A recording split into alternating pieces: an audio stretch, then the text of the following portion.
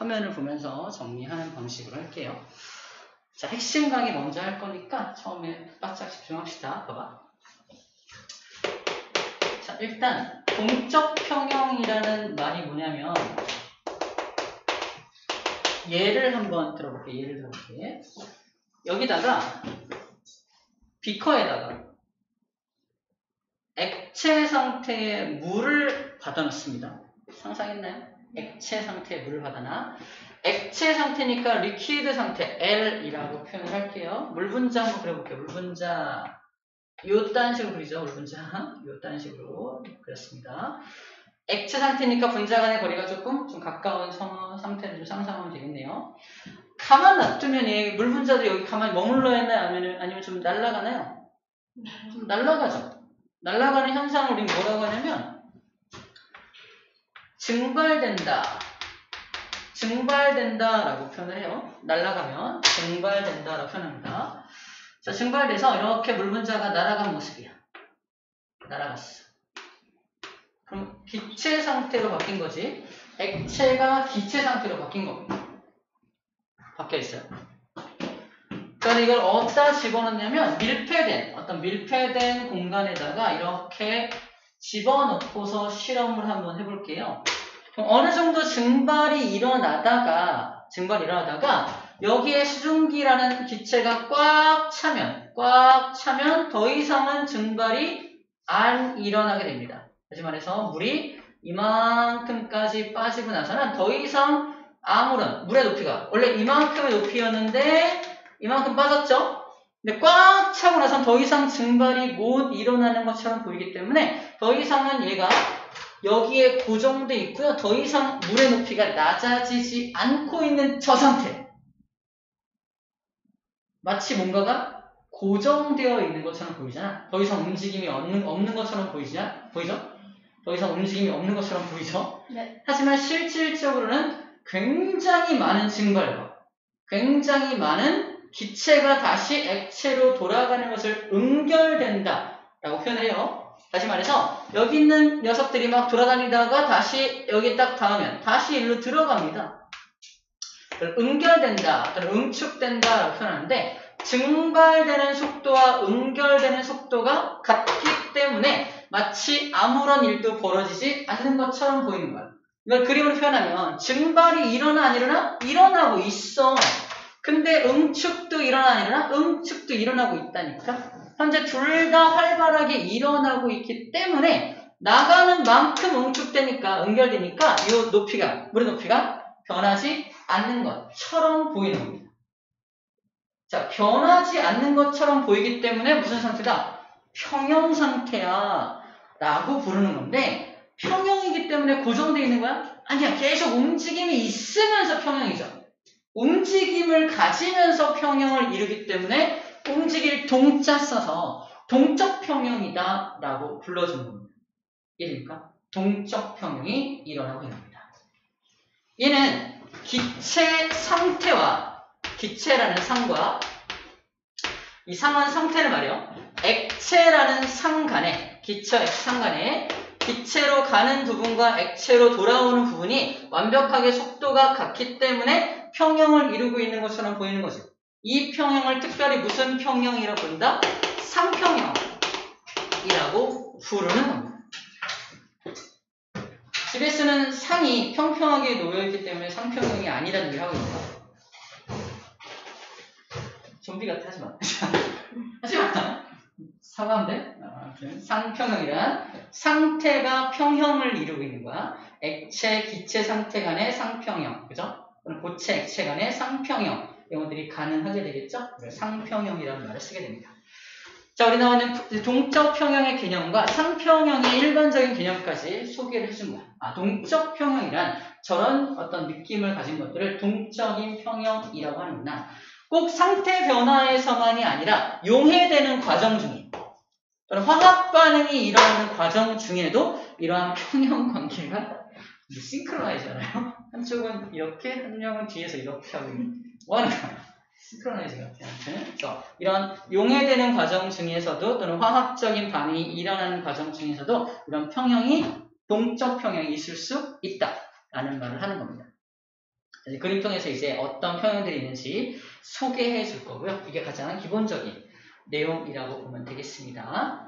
자, 그러면 이걸 조금 다른 각도로 바라보면, 자, 액체 상태의 물이 기체 상태의 물로 갈 수 있다는 거, 없다는 거? 있다는 거죠. 오른쪽으로 진행이 가능하다는 거고요. 기체가 다시 액체로도 돌아올 수 있다는 거, 없다는 거? 가능하다는 거죠. 자, 오른쪽으로 진행되는 반응을 따라합니다. 정반응. 다시 한번 정반응. 안 하지. 정반응이라고 한다면 거꾸로 돌아가는 거니까 역반응. 따라합니다. 역반응. 톤까지 따라해요. 역반응이라고 합니다. 알겠죠? 정반응과 역반응이 모두 가능한 반응이죠. 이거는 이제 이걸 뭐라고 표현하냐? 이 자식을 가능하다. 뭐 가능하다?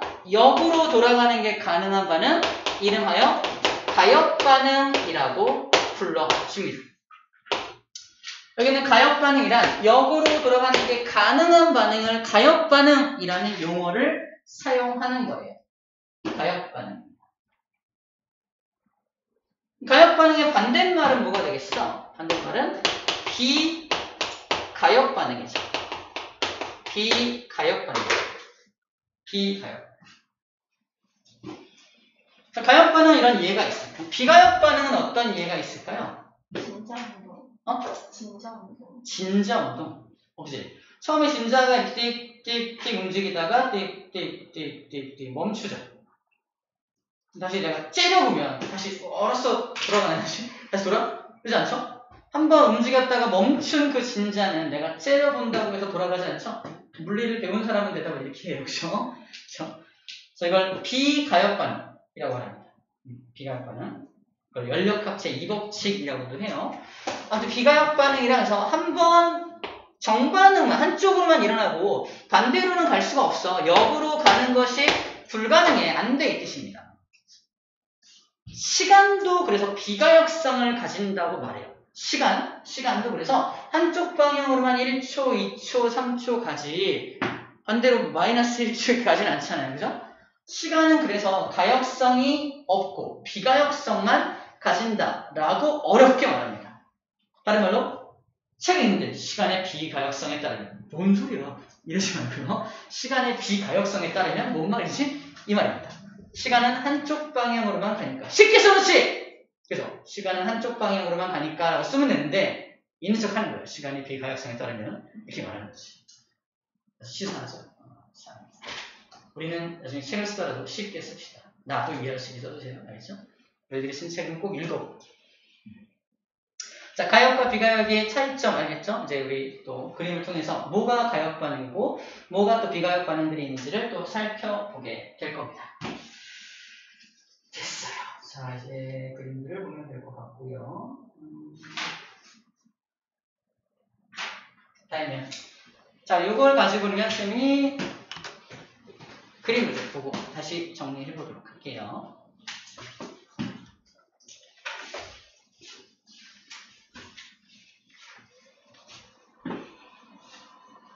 왠지 이쪽은 쉬울 것 같은 느낌이 딱 들죠. 그죠?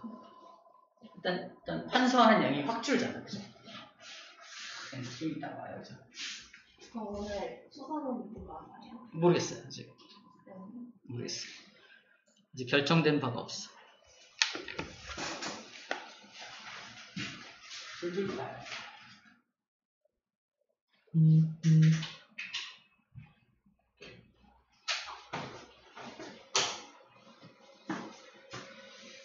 자, 동쪽 평양에서 첫 번째 정반응과 역반응인데 정반응 화살표 오른쪽으로 나타내고 되고요. 오른쪽 화살표가 정반응이라면 왼쪽 화살표는 이제 역반응이라고 표현할 수가 있겠죠. 자, 방금 썼던 게 이겁니다. 액체 상태의 물을 기체 상태로 증발되는 것을 이렇게 화학식으로 표현합니다. 뒤에 liquid, 액체를 말하고요. gas, 기체를 말해요. 읽을 때 물이라고 읽고요. 얘는 수증기라고 읽어줘야 됩니다. 수증기라고 읽어줘야 돼요. 오른쪽 정반응도 가능하고 역반응도 가능하죠. 그럼 무슨 반응이다? 가역 반응에 속합니다. 역으로 돌아가는 게 가능하기 때문입니다. 자, 물의 증발과 응축을 그래서 우리는 가역 반응이라고 정리해주고 있는 부분이고요. 자, 이제 얘인데요. 자, 이 그림과 함께 봐봐. 이제 좀 되게 낯선 게 뭐냐면 이름이 낯설어요. 이게 빨간색으로 보이는 이상한 물질이 보입니다. 이게 빨간색으로 보이는 이상한 물질. 우리 책의 그림을 참고해주세요. 빨간색이에요. 이 빨간색의 이 물질은 염화 코발트 육수화물이에요. 육수가 그 육수가 아니라 6개의 물 분자가 달라붙어 있기 때문에 육수화물이라고 합니다. 화학식 봐봐. 화학식에 6개의 물 분자가 달라붙는 거 보이나요? 그래서 이렇게 6개가 붙어 있는 이 물질, 요게 육수화물이야. 너 때문에 육수화물입니다. 육수. 염화 코발트 보이죠? 염화 코발트 육수화물이라고 읽어주는 겁니다. 그냥 처음 소개해놓고 있어요. 아, 저걸 육수화물이라고 하는구나. 염화 코발트는 원래 푸른색인데 물이 달라붙으면, 푸른색 염화 코발트에 물이 달라붙으면 붉은색으로 변하는 거예요. 혹시 기억나나? 옛날에 아, 이 액체가 뭐지? 아씨, 뭐지? 알코올인가? 물인가? 애씨 먹어봐. 염산이었어. 이러면 안 되겠죠? 함부로 먹으면 안 되죠? 네. 그래서 이게 어떤 액체인지 궁금할 때 혹시 물인가 싶을 때 기억나? 염화 코발트 종이를 담궈보면 푸른색, 아무도 기억이 없네요. 자, 푸른색 염화 코발트 종이가 붉게 변하는 걸 통해서 물인 걸 확인할 수 있다. 이었다는 거 옛날에 살짝 배웠던 기억이 요만큼 날 겁니다. 그죠? 네, 들어봤어. 염화 코발트 들어봤어요. 자, 들어봤어. 안 넘어가네요. 아무튼 염화 코발트는 그래서 물 분자랑 결합하면, 염화 코발트라는 물질은 물 분자와 결합하면 붉게 변한다는 걸 이미지화 시키자는 겁니다. 그게 이 실험에 나와 있는 거야. 그래서 푸른색 염화 코발트를 물과 결합시키면 붉은색으로 변하게 됩니다. 그래서 위에 있는 요 녀석이, 그래서 이 빨간색 요 녀석이 염화 코발트 육수화물을 위에다 놨던 거야. 밑에는 그냥 염화 코발트를 놨던 거야. 그죠? 물과 결합시키지 않은 걸 밑에다가 놔둔 거죠. 파란색으로 이렇게 놔둔 거야. 따로따로 놔둔 거야. 자, 그런 다음에 여기다가 뭐해? 뭐합니까? 가열하죠, 가열합니다. 함께 하는 거지. 좋아요. 자, 일단 이거 뭐냐면, 푸른색 염화 코발트에다가 물을 떨어뜨린, 이건 물을 떨어뜨린 모습이네요. 이게 다 푸른색이었는데, 전부 다 이게 푸른색, 다 푸른색이었는데, 여기다가 물을 떨어뜨리니까 위에만 붉은색으로 이렇게 변해가고 있는 모습을 그려놓은 것 같아요. 그죠? 자, 그럼 여기 붉은색으로 변해가는 과정을 1번 과정이라고 한다면, 여기서 오른쪽 정반응이 바로 1번 과정입니다. 맞나요? 염화 코발트가 물하고 만나서 염화 코발트 육수화물이 되고 있는 모습이야. 근데 여기다가 이렇게 놔둔 상태에서 여기서 이제 가열을 해요. 가열을 하면 2번 과정이 벌어지는데, 가열하면 물 분자가 다시 날아가 버리겠죠. 물이 날아가 버리니까, 물이 날아가 버리면 다시 일로 돌아가게 되겠죠. 돌아가서 다시 푸른색의 염화 코발트만 남게 됩니다. 가열하면 다시 얘를 밀고 올라가서 푸른색으로 다시 조금씩 변해가겠죠. 변해가는 모습을 볼 수 있을 겁니다. 여기는 정반응과 역반응이 함께 일어나고 있는 거니까 뭐야? 가역반응이다 라고 말하고 있는 겁니다. 화학식은 너무 당연한데 그냥 용어적으로 이걸 육수화물이라고 부르는구나. 이 육수가 그 육수가 아니구나 라는 정도만 알면 되겠습니다. 나만 재밌나? 나만 재밌는데. 선생님, 근데 비가역 반응은 아무것도 안 했을 때 못 들어가는 거 아니에요? 그냥 아니야. 비가역 반응은 아무 거를 하더라도 안 돌아가. 시간 돌려봐. 그 네가 배운 건 헷갈리면 안 될 거는 연력학 법칙이라서 뭔가 밖에서 에너지가 공급됐을 경우에는 돌아갈 수 있어. 그것도 어떻게 보면은 가역반응. 수레가 내려오기도 하지만 내가 힘을 가면 올라갈 수도 있잖아. 가역반응입니다. 가역반응인데 자발적으로는 안 되는데 비자발적으로는 되는 거지. 아예 안 되는 게, 어떤 수를 써도 아예 안 되는 게 비가역반응. 우리가 물리할 때 배웠던 거는 이제 어떤 수를 쓰면 되는 것들, 근데 어떤 수를 쓰지 않았을 경우에는 못 돌아가는 것들을 이제 연력학 제2법칙이라고 말했던 거. 약간 좀 달라. 얘는 그냥 무슨 수를 써도 안 돼. 이럴 때 이제 비가역 반응이야라고 불러주면 됩니다. 이 가열하는 과정 때문에 비자발적이다라고 말하는 것은 자발적이지 않다라고 말하는 건데 무슨 말인지 알겠는데 여기는 비자발적으로 어떤 인위적인 처리를 했을 때 어떤 인위적인 처리를 했더니 반대로 돌아갈 수 있어. 그러면 반대로 갈 수 있다는 겁니다. 어떤 에너지를 가했을 때 반대로 갈 수 있으면 이거는 가역 반응이다라고 말해줍니다. 자, 하나 더 볼게요. 하나 더 보면 이게 황산구리 오수화물입니다. 안녕, 오수화물. 이 오수가 그 오수가 아니에요. 버리는 물가 아니고요. 오수화물은 물 몇 개랑 결합한다? 5개의 물과 결합한다. 봐봐. 자, 이게 CuSO4 어떻게 읽어요? 황산구리죠. 황산구리. 황산구리 원래 이렇게 푸른색이야. 푸른색. 황산구리 원래 푸른색인데 아니다. 황산구리 오수화물 다시. 황산구리 오수화물이 푸른색이야.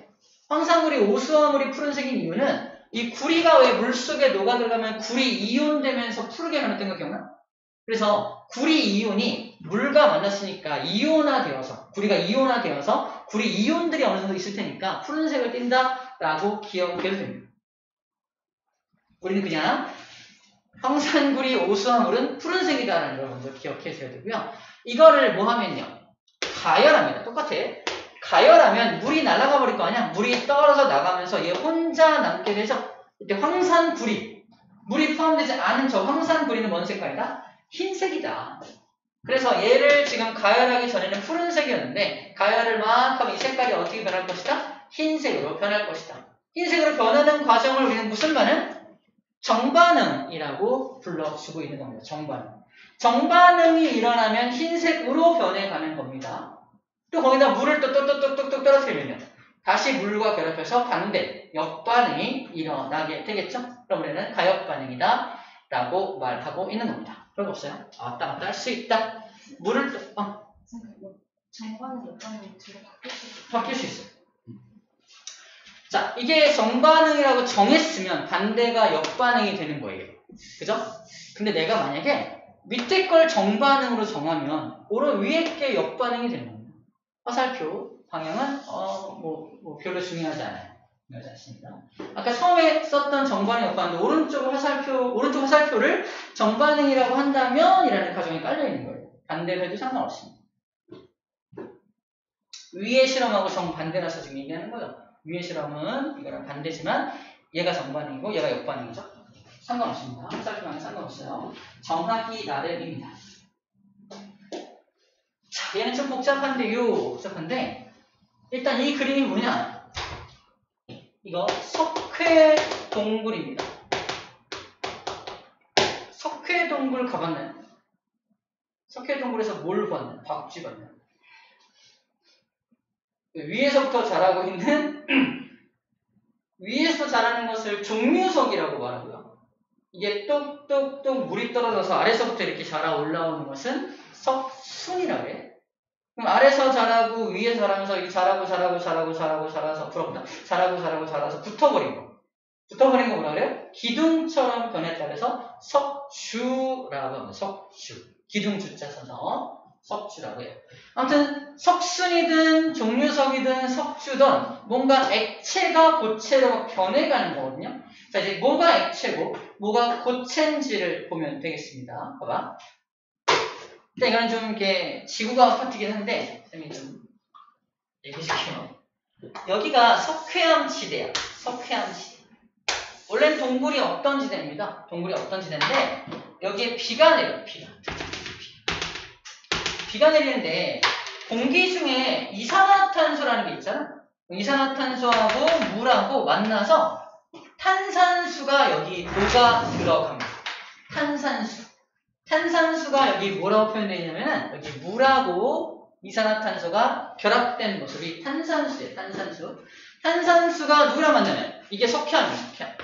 탄산칼슘이 석회암이에요.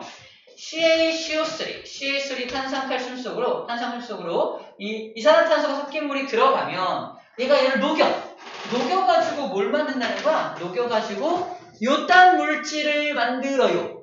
aqueous 수용액 상태, 저게 액체입니다. 수용액 상태에 저딴 물질 만드는 거예요. 녹아버린다는 얘기예요. 녹아버린다. 이게 녹아버려서 이렇게 구멍을 뚫으면 녹아서. 그래서 밑에 흥건하게 저 물질이, 실제 노란색은 아니야. 흥건하게 저 물질이 이렇게 흥건하게 이렇게 흐르면서, 액체가 흐르면서 구멍이 뚫립니다. 고체가 녹으면서 이렇게 액체로 변하면서 구멍이 뚫립니다.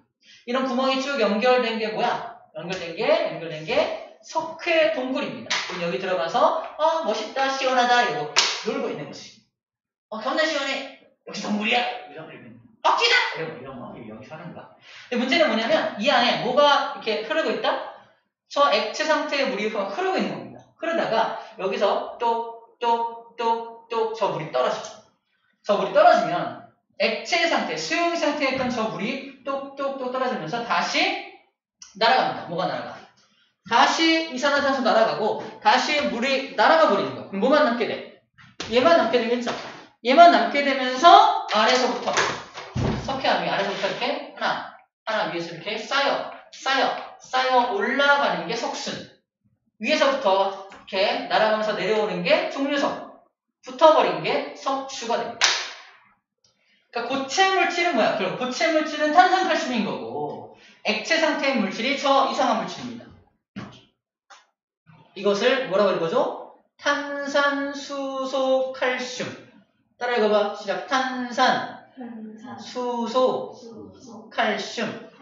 탄산수소칼슘. AQS 뭐야? 수용액. 다시. 탄산수소칼슘 수용액. 시작. 탄산수소칼슘 수용액. 잘했어요. 초이들. 잘했어요. 자, 이걸 탄산수소칼슘이라고 불러줍니다. 이름이 좀 어려워요. 탄산수소칼슘이라고 불러주고요. 저 탄산수소칼슘이 만들어진다는 건 결국 뭐가 만들어지는 거야? 이게 탄산수소칼슘 CaHCO3 탄산수소칼슘이 만들어진다는 건 뭐야? 다시 말해서 이산화탄소하고 물이 만나서 탄산칼슘하고 만나서 오른쪽 정반응이 벌어지면 이게 만들어지잖아. 그럼 뭐가 만들어지는 거야? 결국 여기다 쓰면 돼? 써있나? 안 써있죠? 석회 동굴이 만들어지는 과정입니다. 정반응이 일어나면 무슨 일이 벌어지냐? 석회 동굴이 만들어집니다 라고 말할 수 있습니다. 석회 동굴이 만들어져요. 근데 만약에 이게 역반응이 벌어져서 다시 일로 돌아간다면 얘만 남게 되잖아. 고체 솔리 상태, 고체 상태의 탄산칼슘만 남게 되기 때문에 역반응으로 돌아가면서 만들어지는 건 뭐야? 종류석, 석순, 석추입니다. 맞지 않을까요? 종류석, 석순, 석추가 만들어지는 반응이 역반응이 벌어질 때 일어나는 일입니다. 쓸긴 하네요. 정반응이 일어날 때는 석회 동굴이 만들어진다. 역반응이 일어날 때는 석순이 만들어진다. 종류석이 만들어진다. 석추는 안 써놨네요. 석추도 만들어집니다. 그렇구나. 시험 문제 되게 잘 나오는 이유가 우리랑 한 번쯤은 가봤을 법한 석회동굴이잖아. 석회동굴에 숨어있는 어떤 가역 반응이기 때문에 이걸 많이 또 출제가 되고 있습니다.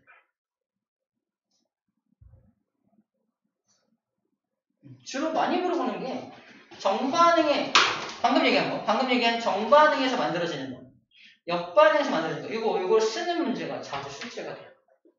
너무 쉬워 보이지만 꼭 기억하고 있어야 합니다. 아시겠죠?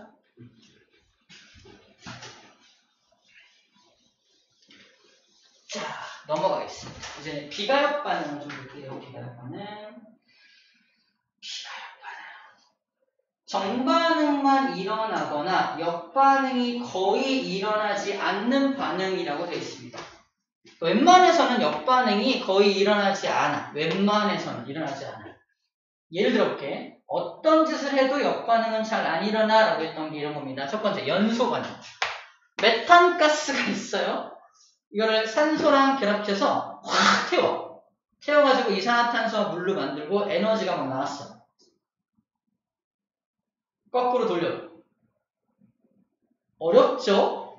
무슨 짓을 해도 다시 메탄가스를 만들어내기는 좀 어렵죠. 한번 타버린 걸 아무리 자발적으로 뭘 하더라도 좀 어렵지 않을까? 이럴 때 우리는 비가역 반응이다 라고 불러주는 겁니다. 정반응만 그려놨죠? 오른쪽 화살표만 그려놓은 건 반대로 가긴 좀 어려워. 아무래도 좀 안 될걸? 이렇게 말하는 거예요. 두 번째, 기체 발생 반응입니다. 마그네슘, 금속하고 산이 만나면, 우리 했었죠? 금속과 산이 만나면 수소기체가 발생되면서 염이란 물질이 생겨나거든? 그래서 오른쪽 반응이 쭉 일어납니다. 이 물질을 염이라고 그래요. 염이라고 그래, 염이라고 합니다. 그리고 수소기체가 날아가 버렸어. 다시 말해서 마그네슘이 있고 거기다가 염산을 똥똥똥 떨어뜨렸더니 기체가 휘 나가고 이상한 물질이 생겼어. 거꾸로 돌릴 수 있는. 다시 돌리기가 좀 어렵다는 겁니다. 그 얘기를 하고 있는 거예요. 자, 그래서 기체 발생 반응도 비가역 반응에 속한다 라고 말하는 거고요. 세 번째, 중화 반응. 염산하고 수산화탄, 대표적인 산, 대표적인 염기입니다. 산과 염기가 만나면 얘 H 플러스하고 얘 OH 마이너스가 만나서 물 분자가 만들어집니다. 물 분자가 만들어져요. H 플러스하고 OH 마이너스가 만나서 물 분자가 만들어지면서 산의 성질도 잃어버리고 염기의 성질도 잃어버려요. 다시 말해서 중성화됩니다. 중성화되는 반응 뭐라고 한다? 중화 반응이라고 불러줍니다. 산과 염기가 만나서 중성화되는 반응, 중화 반응이라고 불러주고요. 중화 반응이 일어나서 물이 만들어지고 나머지 얘하고 얘가 만나서 생성된 거 이것도 염이에요. 염입니다. 다시 염산. 와, 큰일 염산 조심해야지. 수산화탄도 되게 위험한 물질이야. 들어있어요. 결합식 확 뭉쳤어. 그랬더니 물 만들어지고 소금이 만들어졌어. 사실 소금물이 만들어진 거야. 이거 소금물입니다. 소금. 물이죠. 다시 염산. 우와. 수산화탄. 우와. 합쳐. 소금물. 소금물을 째려보면 다시 염산과 수산화탄도 돌아가나요? 그렇지 않겠죠? 역반응은 불가능합니다. 그죠? 이것도 그래서 한쪽 방향으로만 일어나니까 비가역 반응이다 라고 말할 수가 있겠네요.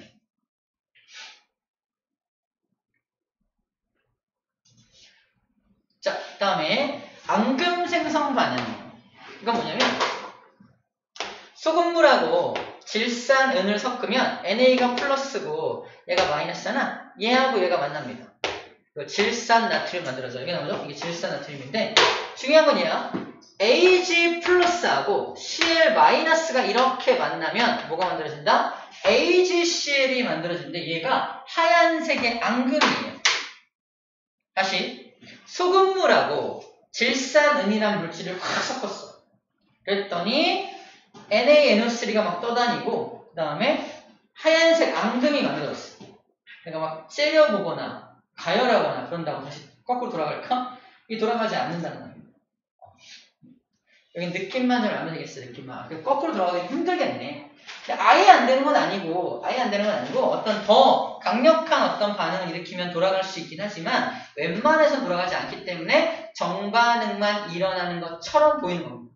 위에 두 개는 정반응만 일어난다면 아래 두 개는 역반응도 일어날 수 있는 가능성은 있지만 웬만해서는 어렵다라는 얘기를 하고 있는 거예요. 그럴 때 우리는 다 통칭해서 비가역 반응이다 라고 불러주고 있는 겁니다.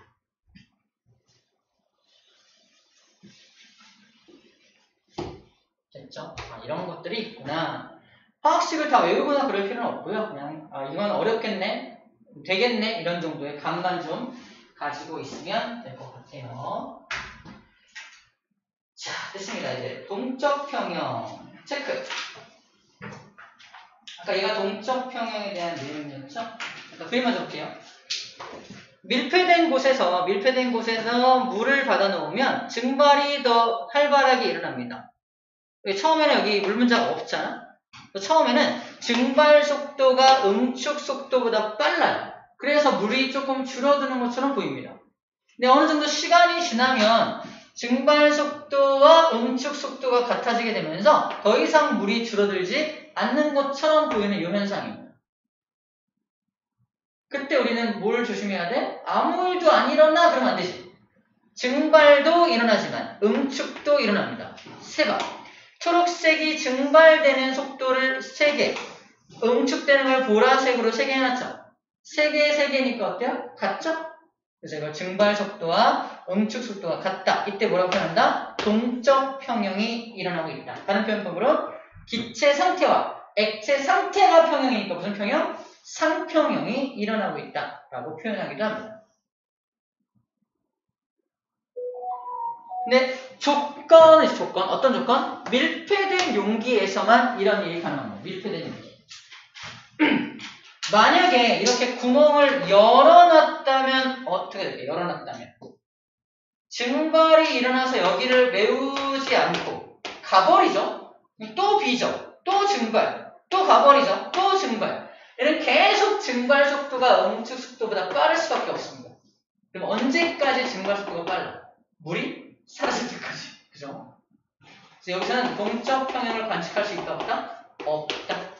동적 평형에 도달하지 않는다. 어떤 용기에서는? 열린 용기입니다. 열린 용기. 밀폐된 용기의 반대말은 뭐다? 열린 용기. 열린 용기. 열린 용기.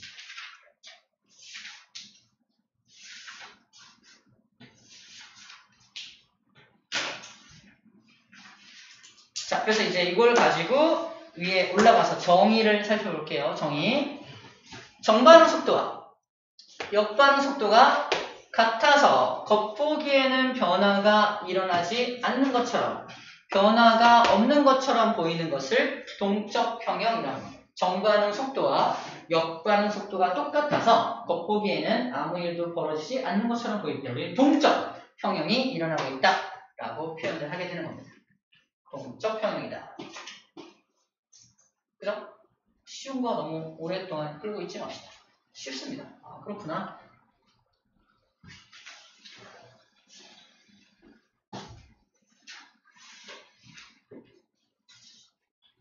자, 이제 조금 특이한 예를 좀 볼게요. 특이한 예. 색깔 보이나? 얘는 브로민입니다. 브로민. 안녕 브로민. 브로민. 브로민은 평상시, 상온에서, 평상시 온도에서 유일하게 액체 상태의 물질이에요. 기억납니까? 주기율표 외웠을 때 세상에 있는 건 금속과 비금속인데 금속 중에서 유일하게 액체인 거. 상온에서 수은이었고요. 비금속 중에서 유일하게 액체인 거 브로민이 있었어요. 브로민. 그래서 유일하게 액체 상태. 그래서 액체 상태의 브로민을 현실 세계에서 볼 수 있는 거 바로 여기를 말하고 있는 거야. 자, 근데 이거를 밀폐 용기에다가 담아놓으면 밀폐된 용기야. 똑같아. 물처럼 얘도 증발이라 증발돼. 액체 상태였을 때는 잘 몰랐는데 이게 증발되면 기체 상태로 날아갈 거 아니에요. 기체 상태의 브롬이 되면은 얘가 원래 색깔이 약간 갈색입니다. 갈색. 암기법은 BR. 읽어봐요. 브라운, 그죠? 브라운. 원래 브로민의 약자인데 브라운이라 생각해서 약간 갈색을 띈다라고 생각하면 돼. 기체도 갈색을 띱니다. 이것까지 물어볼지는 모르겠는데 봐봐. 원래 기체는 눈에 안 보여요. 왜냐하면 기체의 특징이 뭐예요? 입자와 입자 간의 거리가 굉장히 먼 겁니다. 하나 보여줄게. 지금 손에 있는 이거 분필가루 보이네. 보여? 분필가루는 상태가 뭐야? 고체죠. 고체야. 고체가 눈에 당연히 보이죠. 근데 이거를 하늘에다가 이렇게 풀었어? 손에서 사라졌죠. 보이나요? 안 보여요. 잘 안 보입니다. 왜 안 보이냐면 이게 내 손에서 떠나는 순간 이게 퍼지죠. 퍼지면서 입자 간의 거리가 멀어지기 때문에 눈에 안 들어오는 겁니다. 이때 우리는 안 보여요. 기체도 마찬가지야. 기체라고 하는 게 원래 있어요. 있는데 그 녀석들도 분자 간에 입자 간의 거리가 너무 멀기 때문에 눈에 안 보이는 겁니다. 그래서 일반적으로 기체는 눈에 보이지 않는다라고 말하는 거예요. 그리고 나서 뭘 설명해요? 자, 저 구름 좀 봐봐. 설명. 구름 눈에 보이니 안 보이니? 보이잖아. 그러므로 기체가 아니야! 라고 설명하는 거예요. 기체가 아니야. 구름은 기체가 아닌 거야. 라고 설명하는 거예요. 자, 하늘에 떠있는 거예요. 기체가 아니에요. 기체가 아니야. 눈에 보이잖아. 이렇게 말하는 거예요. 눈에 보이는 건 기체가 아닌 겁니다. 그럼 구름의 정체는 뭐야? 그 안에 액체하고 고체, 얼음 알갱이 들어있죠? 물론 기체도 그 안에 들어있습니다. 안 보이게 들어있어요. 그 기체들이 얼음알갱이에 달라붙어서 이제 내려오면서 비나 눈이 되는 거예요. 중요한 건 눈에 보이기 시작하는 순간부터는 기체가 아니라고 판단하는 게 일반적인 물리화학에서 우리가 보는 어떤 상태입니다. 기체는 안 보여야 돼. 근데 얘가 기체로 바뀌었는데 눈에 보입니다. 보여? 여기 보여? 기체야 이거. 근데 눈에 보여. 이걸 의아하게 생각해야 되는 게 원래 정상이에요. 왜 보이죠? 얘는 밀폐된 용기이기 때문에 입자 간의 거리가 멀어질래야 멀어질 수가 없어요. 이해됩니까? 다시 말해서 농도가 너무 진해요. 기체의 농도가 너무 진해. 밀폐되어 있기 때문에 농도가 너무 진하면 보일 수 있습니다. 농도가 진하면 보일 수 있어요.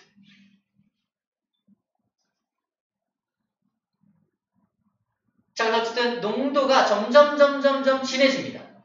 여기는 거의 없죠? 없는데 기체로 변화될수록 적갈색의 물질이 막 생겨날 거 아닙니까?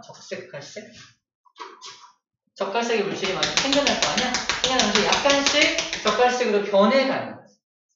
적갈색으로 자꾸 적갈색이 점점 진해진다는 건 뭘 의미해? 와, 지금 증발이 굉장히 많이 일어나고 있나 보다 하는 거죠. 근데 어느 순간 더 이상 진해지지 않고 이 농도를 유지합니다. 이 적갈색 색깔을 유지하는 거예요. 이제 멈췄나 보다 하는 순간 우리는 뭘 떠올려야 돼? 멈춘 건 아니죠. 얘가 증발되는 속도가 다시 액체로 응축되는 속도가 같기 때문에 멈춰있는 것처럼 보인다는 겁니다. 동적 평형이죠. 얘도 액체와 기체 간의 어떤 평형 관계이기 때문에 무슨 평형이다? 상평형이라고 불러주게 되는 겁니다. 상평형의 예에다가 아까 물 가지고도 상평형의 예를 봤다면 이 브로민 실험도 상평형의 예를 보여주는 실험이라고 보면 되겠습니다. 브라운색인데 여기서는 더 정확하게는 적갈색이라고 표현하고 있어요. 갈색인데 약간 붉은빛이 도는 갈색, 적갈색입니다. 적갈색.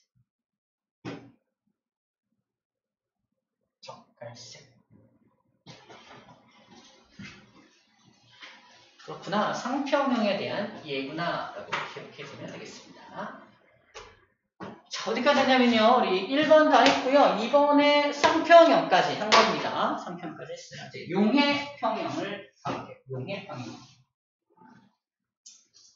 자, 이게 용해평형. 안녕 용해평형. 설탕을 물에다가 녹일 거예요. 겁니다.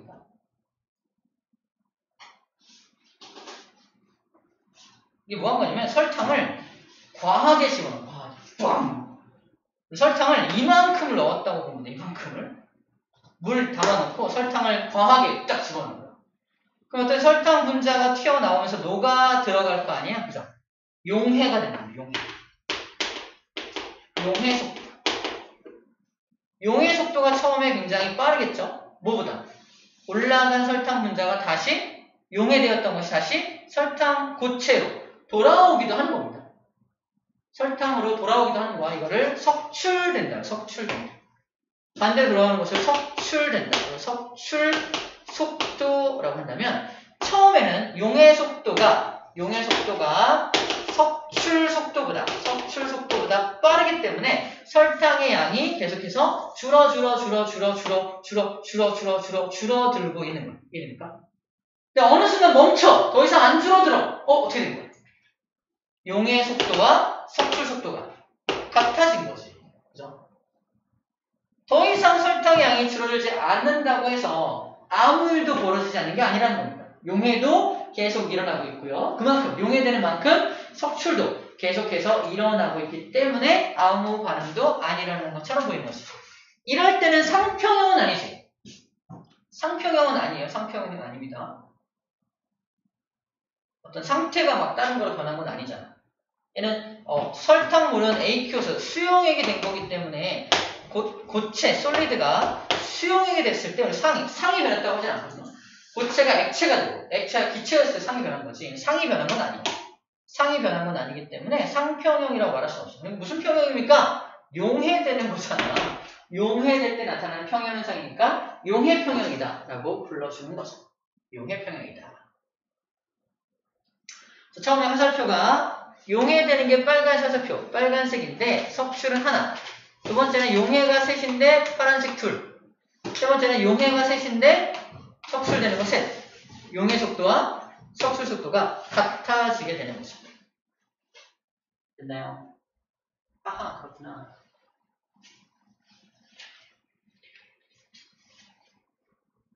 되게 재밌는 건 이때 변하는 건 뭐만 변합니까? 용해 속도가 변하나요? 용해 속도는 계속 화살표 3개죠. 용해 속도는 안 변하는 것도 되게 중요합니다. 용해 속도 안 변해요. 용해 속도를 결정하는 것은 용해 속도를 결정하는 건 이 물의 온도예요. 온도가 일정하다면 용해 속도도 변하지 않습니다.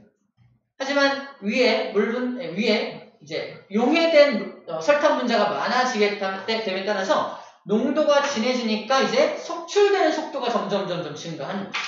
그게 용해 속도를 따라왔을 때 용해 평형에 도달했다라고 표현하는 겁니다. 시험 문제. 시간이 지나면서 용해 평형에 도달하는 이유가 뭐냐라고 했을 때 처음에 용해 속도가 빠르다가 나중에는 용해 속도가 줄고 석출 속도는 증가해서 나중에 같아진다. 틀린 말입니다. 용해 속도는 일정한데 석출 속도가 걔를 따라오는 거예요. 얘들아. 용해 속도가 변하면 안 됩니다.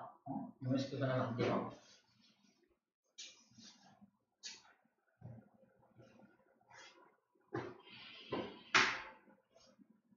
여기도 이렇게 표현만 돼 있어. 혼자 공부할 때 어려운 게 이런 것 때문에 그래요. 봐봐. 점점 석출 속도가 빨라져서 속도가 같아지는 겁니다. 그래서 석출 속도만 빨라진다고 써있죠, 분명히.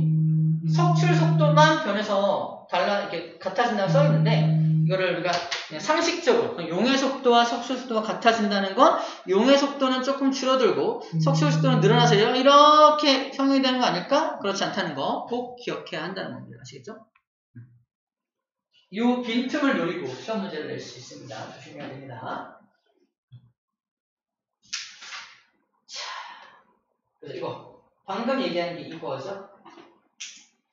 증발과 우측에도 적용이 되는데 아까 물 분자가 증발되는 것도 그 온도가 일정하다면 증발 속도는 변하지 않는다는 거예요. 방금 얘기한 것처럼 증발 속도는 변하지 않는데 응축되는 속도가 증발 속도를 따라와서 평형에 도달한다는 겁니다.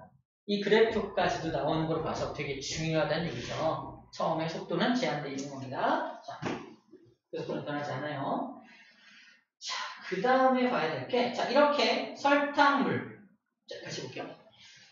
이렇게 더 이상 설탕의 양이 줄어들지 않게 되어 있는 요 설탕물.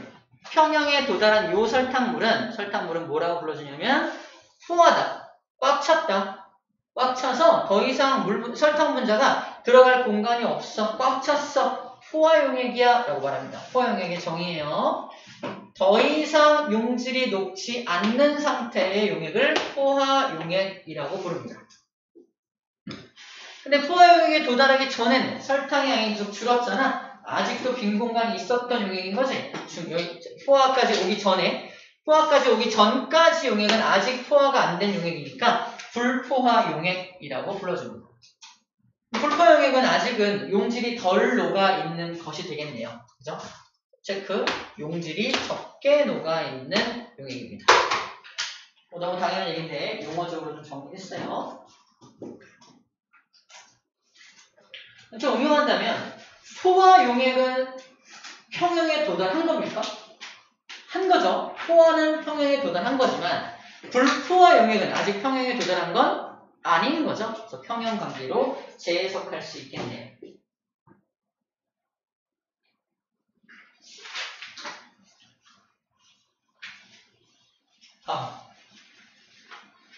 자.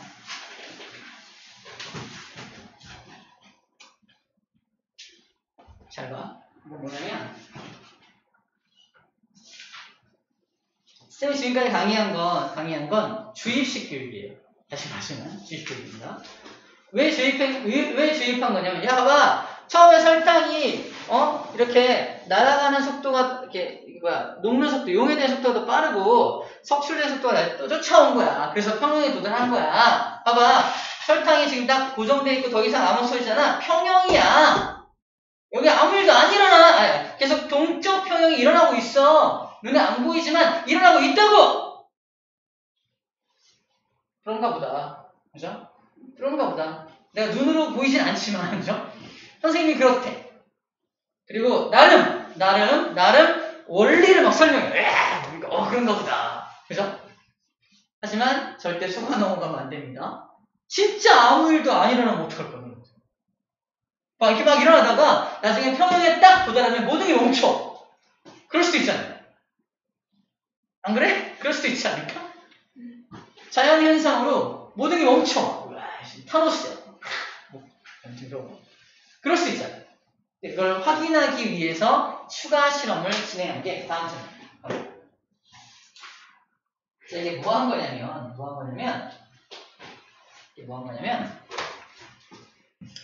소금을 만들 때 동위원소를 이용해요. 자, 나트륨하고 CL이 만난 게 NaCl이잖아. 나트륨은 원자번호 11번이라서 원래 23위 질량 수거든요. 나트륨의 동위원소로 모두 있다 24짜리를 인공적으로 만든 거야. 만들었어. 이걸 가지고 CL과 결합시켜서 이거 NaCl 만들 수도 있겠지. 얘를 24NaCl, 23NaCl이라고 쓰는 겁니다. 여기 보이죠? 23NaCl 정상 소금이고요. 24NaCl 뭐야? 인공적으로 만든 소금이에요. 보이네? 자, 그래서 현재 이 안에 현재 얘 자체가 평형의 상태야. 평형 23짜리만 잔뜩 집어넣어서 23이 막 이렇게 용해되고 막 석출되고 해서 평형을 이루고 있는 상태입니다. 밑에 있는 요 소금들은 전부 다 23만 있겠죠. 여기다가 뭘 집어넣어? 24짜리 소금을 더 타는 거야. 나중에 시간이 오래 지나고 나서 밑에 있는 소금을 분석합니다. 만약에 타노스, 다시 말해서 정지! 평형 됐으니까 정지! 더 이상 아무 일도 벌어지지 마! 정지했다면 24를 넣으면 24는 그냥 위에 쌓이겠죠. 위에만 쌓여있겠죠. 위에 쌓여있고 아무런 일도 벌어지지 않겠지. 근데 쌤 말대로 진짜 계속해서 동적 평형이라면 24가 녹아 들어가고 23 나오고 이런 과정이 계속 벌어질 거 아니에요. 그죠? 계속 벌어진다면 이 안에도 24가 들어갈 수 있다 없다? 들어갈 수도 있겠네. 동적 평형이라면. 계속 23 떨어뜨려주고 24 들어오고 또 23 떨어뜨리고 24 들어오고 이런 거. 그래서 나중에 분석해본 거야. 뭐를? 밑에 깔려있는 소금을 뜯어다가 분석을 한 겁니다. 뜯어다 분석을 했더니 이 안에 뭐가 발견되더라? 24짜리가 발견된다는 겁니다. 24가 발견된다는 건 뭘 의미해? 계속 주고받았구나. 계속 주고받았다는 증거가 되는 거예요. 증거가 되는 거예요. 이해돼요? 그래서 주입식 교육이 아닌 이제 실제로 눈으로 확인할 수 있는 증거 자료를 제시하고 있는 겁니다. 나와있죠? 그래서 여기보다 24짜리, 이거 보이죠? 24짜리가 중간중간, 여기 24짜리가 중간중간 껴있는 거 보이죠? 24짜리도 밑에 깔려있는 거로 봐서 계속 동적 평형이 일어난 게 맞네! 라는 걸 확인하는 실험인 겁니다. 24짜리 저 원소를 이제 방사성 동위원소라고 해요. 방사성 동위원소라고 표현을 합니다. 인공적으로 중성자 하나를 더 붙여버리면 약간 방사능을 떼요. 방사능을 떼기 때문에 이름이 방사성 동위원소고 저 방사능 성질 때문에 제가 있는지 없는지를 우리가 눈으로 볼 수 있습니다. 일단 엑스레이 같은 거 보고 있으면 제가 반짝반짝거려요. 여기 있네. 알 수 있어요. 방사능을 뿌려줍니다. 그래서 방사능을 이용해서 우리는 어떤 물질이 어떻게 움직이는지 분자 운동 또는 분자가 만들어질 때 어떤 원소가 누구한테 반지로 다 알 수 있습니다. 이걸 분자 생물학 또는 분자를 이용한 여러 가지 분자가 어떻게 만들어지는지 이런 방사능 성분을 인공적으로 이용해서 그런 것을 연구하는 거예요. 화학에서 중요한 연구 방법 중에 하나입니다. 오케이. 여기까지가 용해 평형입니다. 그래서 화학평형 마무리하고 잠깐 쉴게요. 자, 화학평형인데요. 화학평형은 얘를 이거 뭐냐면요. 이산화질소라고 하는 물질이 있어요. 이산화질소. 처음엔 좀 기억해야 되는데 이산화질소라는 물질이 있는데요. 화학식 써볼까? NO2입니다. NO2 이산화질소 상태 기체예요. 이거를 잔뜩 모아놔. 이산화질소 기체의 색깔은 뭔 색깔이래요? 이거 이산화질소 색깔이 젓갈색. 얘도 젓갈색이네요. 브로민 것 같네요. 젓갈색에 해당하는 이산화질소를 잔뜩 모아놔. 몇 개인지 안 써놨네. 두 개만 쓸까요? 잔뜩 모아놔. 이게 여러 개 있는데 두 개 쓸게요. 잔뜩 모아놓으면 당연히 이 기체 자체의 색깔이 젓갈색이니까 젓갈색이 이렇게 보이고 있을 겁니다. 오, 이산화질소 기체가 모여있네. 근데 저거를 갖다 놓고 나서 무슨 짓을 하냐면요. 25도씨에다가 둡니다. 25도씨에다가 방치합니다. 거의 실제, 실온이죠. 방치라면 무슨 일이 벌어지냐? 이산화질소와 이산화질소가 서로 결합해요. 얘와 얘가 결합해서 이딴 물질을 만들어낸다는 겁니다. 결합합니다. 자, 결합한 물질을 뭐라고 하냐면 되게 단순해요. N 2마리하고 O 4마리가 되겠죠? 그죠? NO2였으니까 N2O4가 될 거 아니에요? 이거를 이름이 사산화2질소. 읽으면 돼. 사산화2질소라고 있습니다. 사산화2질소는 근데 색깔이 무색이야, 무색. 얘도 기체인 기체인데 색깔이 무색입니다. 색깔이 바뀝니다. 투명해. 무색으로 바뀝니다. 젓갈색인 녀석들이 결합하면 결합할수록 자꾸 무색 물질이 생기니까 저 젓갈색의 색깔이 점점 옅어지겠네요. 그죠? 옅어지는 거 보여요? 옅어지는 거 보입니까? 옅어집니다. 엿이 터진다는 게 아니라 티읕 그죠? 티읕 재밌죠? 티읕 옅어지는 거야. 엿이 터질 수가 없어. 부러지지? 옅어지는 겁니다. 근데 옅어지다가 더 이상 옅어지지 않아. 그러면 얘가 일로 변하는 과정과 얘가 이렇게 거꾸로 돌아오는 과정이 속도가 같아졌기 때문인 겁니다. 그럼 얘를 그러면 우리가 상평형이라고 부를 거야? 용해평형이라고 부를 거야? 상태 같죠? 그죠? 용해 누가 누구한테 녹는 거야? 녹는 것도 아니죠? 화학결합을 하는 거잖아. 화학결합을 할 때 결합하는 속도와 분해되는 속도가 같기 때문에 평형을 이루고 있는 거죠. 이런 평형을 뭐라고 한다? 화학평형이라고 불러줍니다. 화학평형. 자, 이런 경우는 화학적인 평형이기 때문에 화학평형이다 라고 불러주는 겁니다. 어렵죠? 동적평형인가요? 당연히 동적평형입니다. 이거를 결합 또는 뭐라고 해요? 결합, 분해. 결합 속도와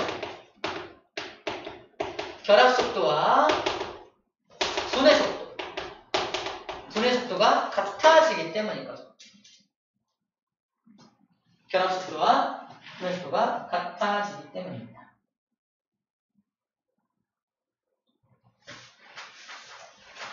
그래서 현재 이 안에는 NO2도 들어있고요. N2O4도 들어있죠. 자, NO2의 농도와 일정한 농도가 있고요. N2O4도 일정한 농도를 유지하고 있겠죠?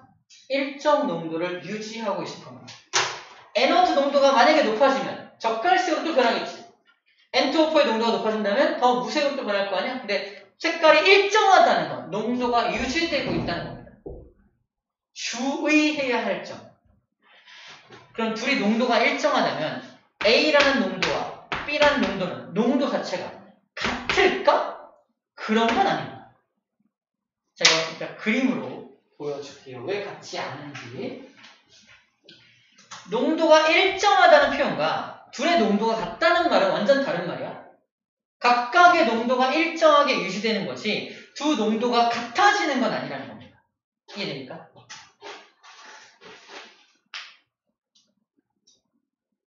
그러니까 이런 느낌이지. 아까 물이 증발될 때도 증발 속도하고 응축되는 속도가 같아지는 거지 물의 양과 수증기 양이 같아지는 건 아니잖아. 그치? 맞죠? 그 얘기가 비슷해요. 근데 이걸 약간 교묘하게 꽈서 이 농도가 유지되고 이 농도가 유지되니까 두 농도는 같은 거지? 그런가 하면 안 된다고. 오케이? 약간 농도라는 말에 막 현혹돼가지고 같은 건가? 이렇게 하면 안 된다는 얘기죠. 알겠죠? 그런 거에 납치를 하면 점수가 안 나와요. 오케이. 멘붕 시간. 멘붕이 아니라 다시 해서. 정신줄 놓는 시간. 쉬는 시간. 아, 그런 건 아니고.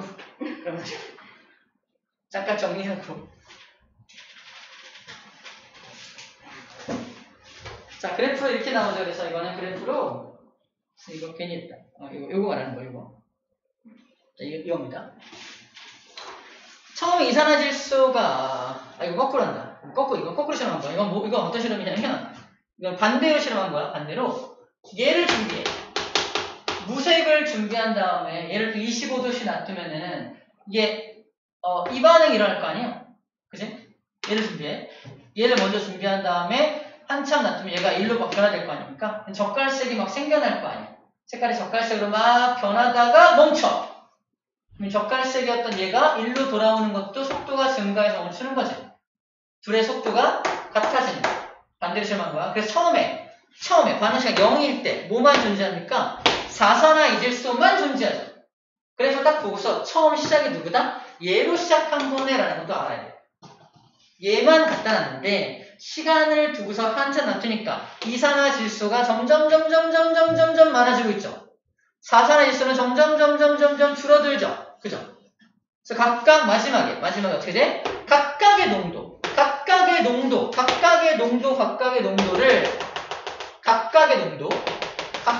농도를 유지하고 있는 거 보이죠? 하지만 둘의 농도가 같은 건 아니라는 걸 얘기한 거야. 자, 두 번째. NO2가 증가하는 이 속도하고 N2O4가 감소되는 속도가 어때요? 둘의 기울기가 달라요. 얘는 급격하게 막 많아집니다. 하지만 얘는 좀 천천히 줄어들어요. 그 이유는 뭐야? 얘가 한 분자, 잘 봐. 얘가 한 분자가 분해가 되면 얘는 몇 분자 생겨나요? 두 분자 생겨나죠? 그래서 그래요.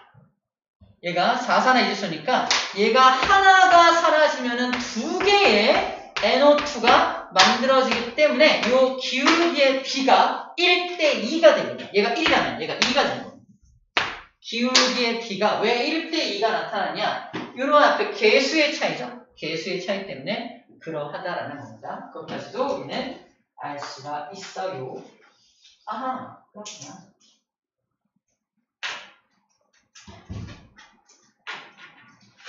오케이. 좋습니다. 우리 문제 풀고 나가실게요. 231쪽의 문제입니다. 풀어볼게요. 동쪽 평형 끝났습니다.